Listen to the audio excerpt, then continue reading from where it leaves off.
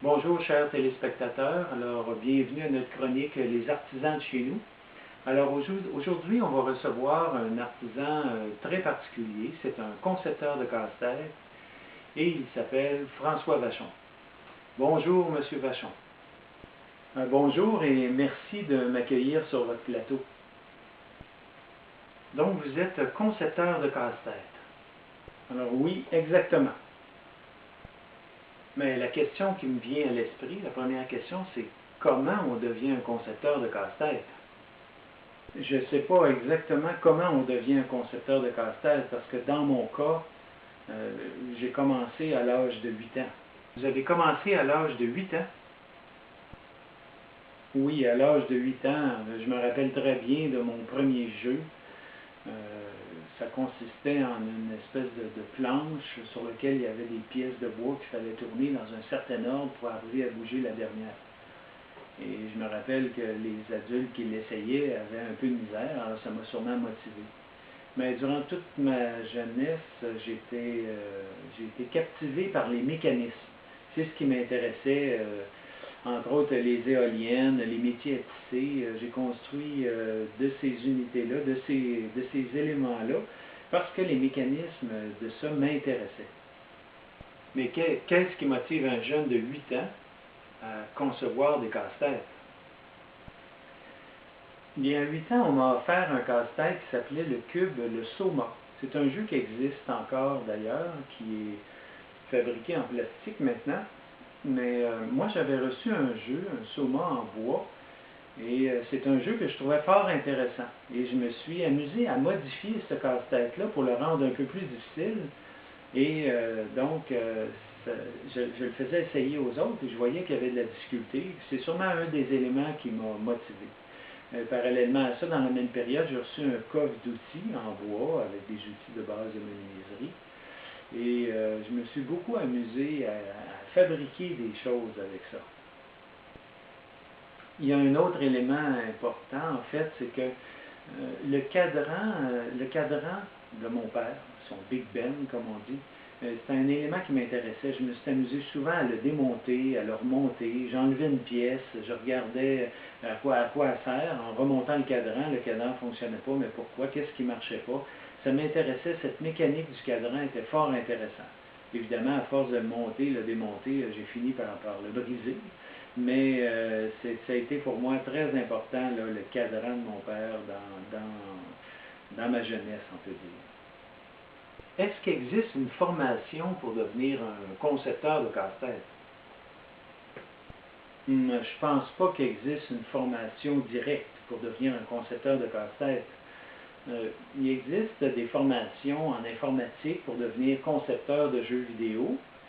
Oui, parmi lesquels il y a sûrement des casse-têtes à solutionner aussi. Mais des casse-têtes en bois ou en matière, développer des concepts, non, je ne crois pas qu'il y ait de formation pour ça, mais je pense que c'est quelque chose qu'on possède en dedans. Moi, j'ai une formation d'ingénieur forestier, c'est pas vraiment lié à tout ça, mais la formation qui serait la plus utile à un concepteur de casse-tête, c'est une formation en psychologie. Principalement la portion de la psychologie où on traite de la relation qu'un être humain entretient avec un objet. À travers nos sens. À ce moment-là, là, on va être à même de comprendre des choses et d'utiliser ces éléments-là pour créer un jeu intéressant qui va pouvoir, disons, faire vivre des émotions aux joueurs. En fait, c'est ça qu'on vise comme concepteur de casse-tête. De quoi vous vous inspirez pour créer vos casse-têtes? Mon inspiration première, c'est le quotidien, c'est les activités du quotidien. Je peux vous donner quelques exemples. Par exemple, on a souvent été confronté au fait qu'il y ait un bouchon soit coincé dans une bouteille de vin et il faut le retirer. Suite à ça, bien, ça m'a donné l'idée de créer un casse-tête, c'est celui-là ici, dans lequel une bouteille de vin est enfermée.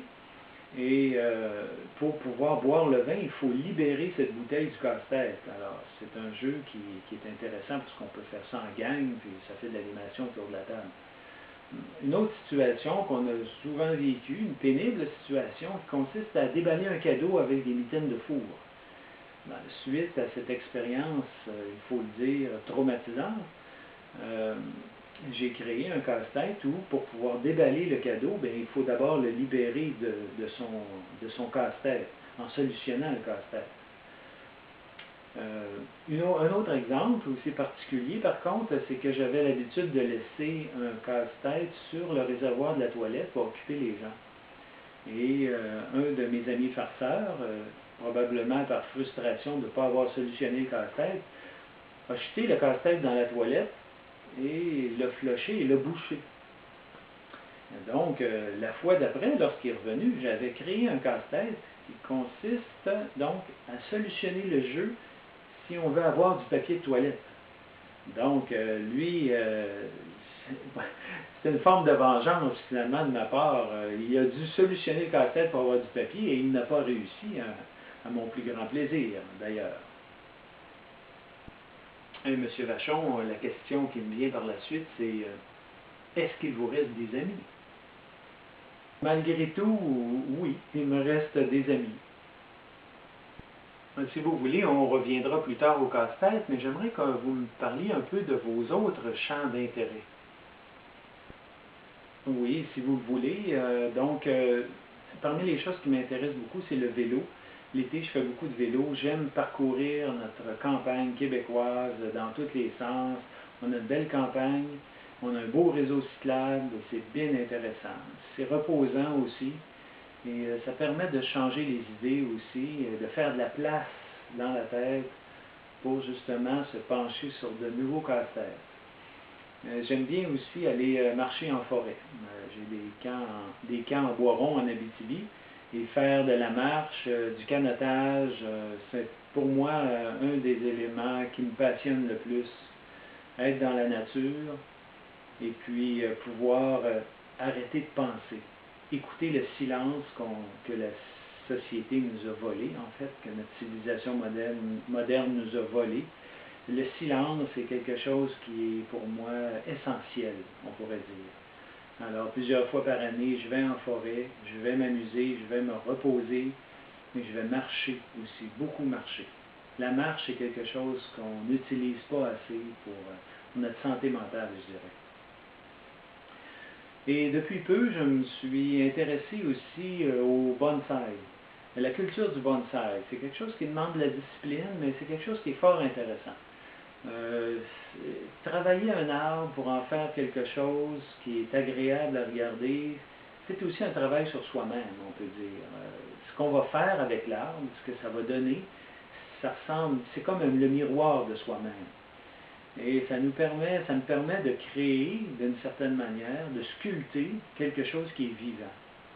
Et c'est quelque chose qui va durer dans le temps aussi, qu'on peut même léguer de génération en génération, comme le font d'ailleurs les Japonais et plusieurs autres peuples fondateurs là, de cet art.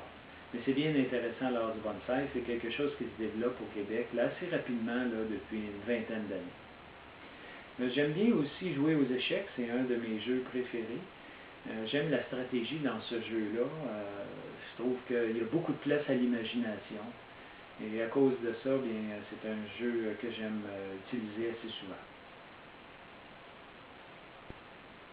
souvent. Vos autres centres d'intérêt, d'après ce qu'on voit, sont beaucoup influencés par votre formation d'ingénieur forestier.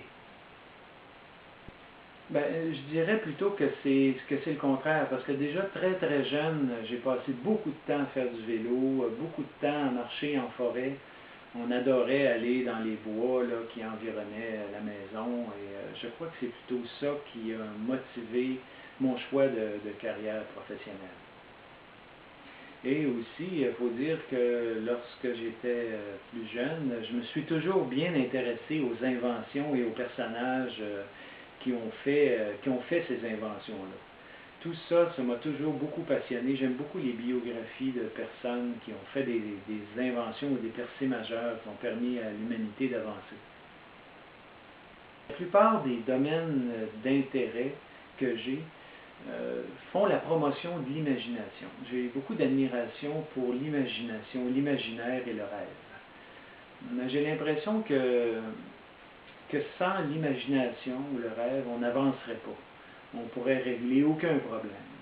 J'ai l'impression que toutes les solutions à nos problèmes vont passer par notre capacité à imaginer des choses et à les mettre en œuvre aussi. J'ai de l'admiration pour l'imagination. Vous devez donc avoir des personnages historiques préférés. Toujours passionné pour les grands génies, les gens qui ont fait des grandes choses, mais plus près de chez nous, il y a des gens que j'aime bien, comme par exemple, j'aime bien Bernard Voyer, qui est un grand aventurier, mais aussi un excellent communicateur. J'aime bien aussi M. Kimura, qui est un Japonais, qui a, disons, donné une orientation à l'art du bonsaï, qui est une orientation qui est plus contemporaine, qui est moins traditionnelle et qui donne beaucoup d'histoire aux arbres qu'on va construire comme ça. C'est quelque chose qui rejoint davantage les Nord-Américains. Je trouve que ce personnage-là a apporté beaucoup à cet art-là. Dans le domaine scientifique, j'aime bien aussi le personnage d'Hubert Reeves. Je trouve aussi que c'est un excellent communicateur et il réussit à nous rendre intéressants des domaines de recherche qui ne sont pas vraiment intéressants à prime abord. J'aime ce personnage.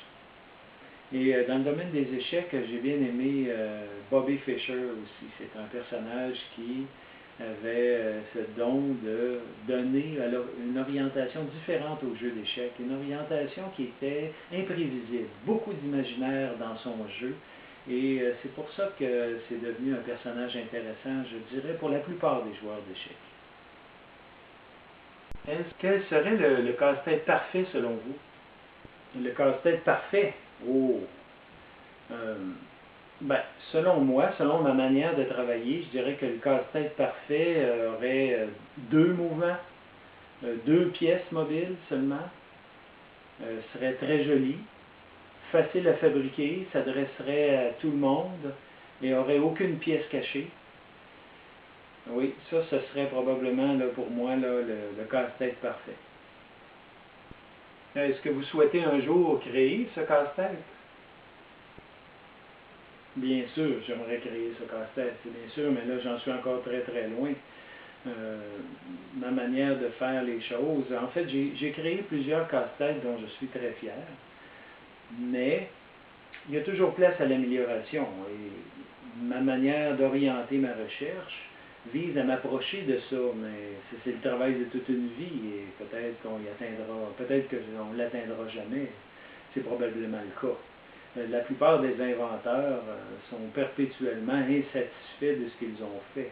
Par contre, ils sont obligés de créer. Créer est une seconde nature et s'ils ne créent pas, ils ne vivent pas. C'est aussi simple que ça. Alors, l'invention qu'ils vont avoir fait, la plupart des gens qui vont l'avoir vont trouver ça fantastique, alors que l'inventeur lui-même se dit oui, mais il y a des choses à améliorer là-dedans. Là. C'est pas parfait. Alors, je pense que c'est le sentiment qui prédomine toute notre vie. Donc, en terminant, qu'est-ce que vous vous souhaitez, disons, pour l'avenir? Pour l'avenir, en ce qui concerne Jeux Manitou, ce que j'aimerais, c'est que chacun des foyers québécois possède un casse-tête Jeux Manitou. Disons que là, je serais un concepteur comblé. Là. Et comment est-ce qu'on peut se procurer vos produits? Bien, pour se procurer un jeu Manitou, c'est très facile. La meilleure chose à faire, c'est d'aller sur manitoupuzzle.com. Vous allez avoir l'ensemble des produits qui sont disponibles présentement et vous passez votre commande là, par courriel ou en nous téléphonant. Une autre manière intéressante, c'est de venir dans nos expositions. Les dates sont affichées sur le site Internet. Et en exposition, ce qui est le fun, c'est que vous pouvez essayer tous les casse-têtes et voir lesquels vous intéressent. Mais on vous invite à venir sur le site Internet ou dans nos expositions. Gênez-vous pas et vous allez trouver aventures qui vous plaisent, n'inquiétez-vous pas. Et alors, on vous remercie, M. Vachon, de votre passage chez nous et on vous souhaite le plus grand succès. Continuez à exercer votre talent de concepteur. Merci de m'avoir reçu, ça m'a fait plaisir de venir vous parler de mes passions.